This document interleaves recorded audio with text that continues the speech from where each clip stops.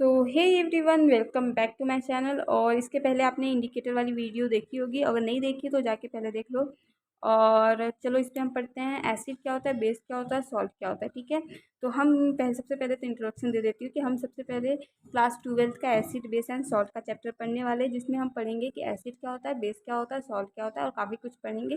पर सबसे पहले हम इन तीनों पर फोकस करते हैं।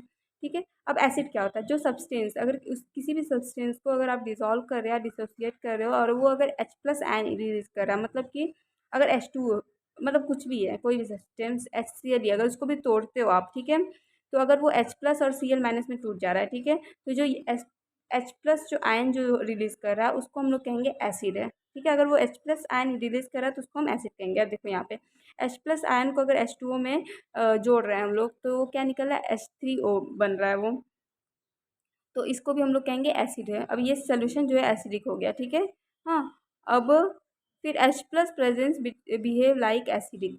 अगर कोई भी सब्सटेंस में H प्लस अगर प्रेजेंस है तो वो बिहेव करेगा एसिड की तरह। ठीक है, अब इसका पीएच जो होता है वो 0 से लेकर 7 तक होता है। और नोट देख लो, pH 7 is neutral, water pH is 7। जो pH 7 जो होता है उसको न्यूट्रल कहा जाता है, और वाटर का जो pH होता है वो 7 होता है। ठीक है, अब बेस क्या होता है?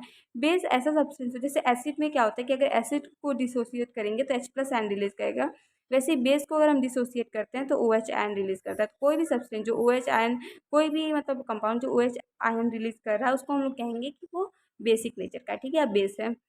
अब देखो, अब बेस और सॉल्यूशन इज इन वाटर, अगर कोई बेस सोल्यूशन वाटर में डिसॉल्व है तो उसको हम लोग कहेंगे एल्कलीज। ठीक है, अब देखो NaOH जो है, इसको अगर हम डिसोसिएट करते हैं तो Na प्लस बनता है, OH माइनस बनता है। तो जो OH माइनस है वही बेस का इंडिकेटर्स है। ठीक है, वही बताता है कि ये जो भी सोल्यूशन है वो कैसा बिहेव करेगा, एसिडिक बिहेव करेगा कि बेसिक बिहेव करेगा, ये बताता है। OH है या H प्लस है, यही बताता है कि वो एसिडिक बिहेव करेगा या बेसिक करेगा। और इसका जो pH होता है 7 to 14 के बराबर होता है। ठीक है, इसके बीच का होता है, ना 7 होता है, हाँ 14 हो सकता है पर 7 नहीं होता। ठीक है, उसके बीच का होता है। अब देखो, सॉल्ट भी है, सॉल्ट है पॉजिटिव एंड निगेटिव आयन।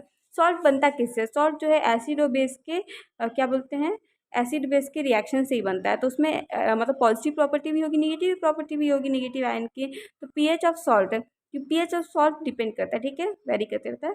तो strong acid base are neutral pH value of 7। जो भी स्ट्रॉन्ग एसिड है और स्ट्रॉन्ग बेस का अगर हम लोग करवाएंगे रिएक्शन तो उसमें जो पीएच होगा वो 7 आएगा। ठीक है, NaCl Na2 SOH,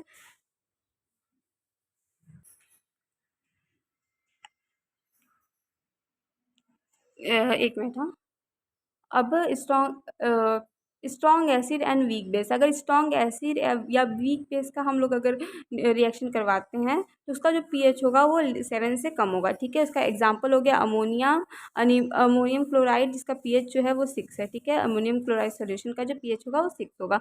अब वीक एसिड और स्ट्रॉन्ग बेस का जब हम पीएच मतलब करवाएंगे तो उसका जो 7 से ज़्यादा पीएच आएगा। ठीक है, अगर रिएक्शन करवाते हैं, उसका एग्जाम्पल है NaCO3 और सॉल्यूशन 9। ठीक है, NaCO3 का जो सोल्यूशन है उसका 9। एक बार हम और सोल्यूशन सॉल्ट को दोबारा मतलब वो रिवाइज कर लेते हैं। तो सॉल्ट जो है उसमें दोनों प्रॉपर्टी होगी, पॉजिटिव प्रॉपर्टी भी होगी, निगेटिव प्रॉपर्टी भी होगी। ठीक है, पीएच जो होगा सॉल्ट का वो वेरी करते रहता है। अगर स्ट्रॉन्ग बेस और स्ट्रॉन्ग एसिड का अगर हम लोग रिएक्शन करवाते हैं तो उसका जो पीएच होगा 7 होगा। ठीक है, जो स्ट्रॉन्ग एसिड है और स्ट्रॉन्ग बेस का अगर हम लोग रिएक्शन करवाते हैं तो उसका जो होगा वो न्यूट्रल आएगा। ठीक है, जैसे कि NaCl, NaCl जो होता है एक सॉल्ट होता है, इसको कॉमन सॉल्ट करते हैं, तो अगर उसका HCl, हाँ, प्लस NaOH का जब हम लोग रिएक्शन करवाते हैं तो रिएक्शन कुछ ऐसे होता है, यहाँ पे पानी बन जाता है और यहाँ ऐसे करके रिएक्शन होता है, तो ये बनेगा NaCl प्लस H2O।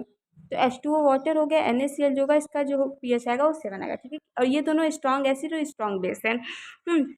और अगर हम लोग क्या बोलते हैं स्ट्रॉन्ग एसिड के साथ वीक बेस ले लेते हैं, ठीक है, तो उसका जो वो आएगा, स्ट्रॉन्ग एसिड है तो एसिड तो ज़्यादा करेगा ना अपना, मतलब ये याद रख लो कि स्ट्रॉन्ग एसिड है तो मतलब एसिडिक में ही प्रॉपर्टी होगी, तो इसका <<7 आएगा। ठीक है, तो इसका एग्जाम्पल क्या होगा, अमोनियम क्लोराइड सोल्यूशन। ठीक है, और ऊपर वाले का एग्जाम्पल मैंने नहीं बोला तो उसका एग्जाम्पल NaCl होगा और Na2SO4 होगा। ठीक है, अब नेक्स्ट करते हैं।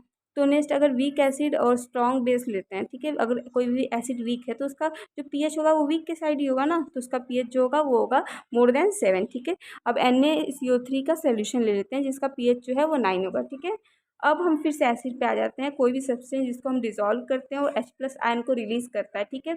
उसको हम लोग क्या कहते हैं, एसिडिक कहते हैं। और ये कुछ क्या बोलते हैं रिएक्शन है जो आपको याद करनी पड़ेंगी। इसकी जो pH होती है 0 से लेकर 7 के बीच में होती है, ठीक है। अब नोट, pH जो है वो 7 होता है अगर, तो उसको न्यूट्रल कहते हैं। pH वाटर का pH जो होता है वो 7 होता है, ठीक है। बेस क्या होता है, कोई भी सोल्यूशन जिसको हम डिसोसिएट करते हैं और OH आयन देता है उसको हम लोग बेस कहते हैं, ठीक है। और उसका एग्जाम्पल हो गया NaOH, ठीक है। अब pH जो होगा वो 7 से लेकर 14 के बीच में होगा। सो होप आपको ये वीडियो समझ में आई हो और मज़ा आया हो पढ़ने में। और please please please please like कर देना, ठीक है। और ये मुझे बनाने में बहुत टाइम लगा, कम से कम 1 दिन लगा। मैं खुद ही मतलब मैं खुद ही पढ़ने लगी थी, फिर पढ़ के मैंने नया बनाया उसको। और बनाने के बाद मैंने उसको थोड़ा बहुत डेकोरेट किया जो भी मुझसे हो पाया, और उसके बाद मैं वीडियो बना के अपलोड कर रही हूँ। तो प्लीज़ एक लाइक तो बनता है। सो थैंक यू, और ऐसे ही पढ़ते रहना। बाय।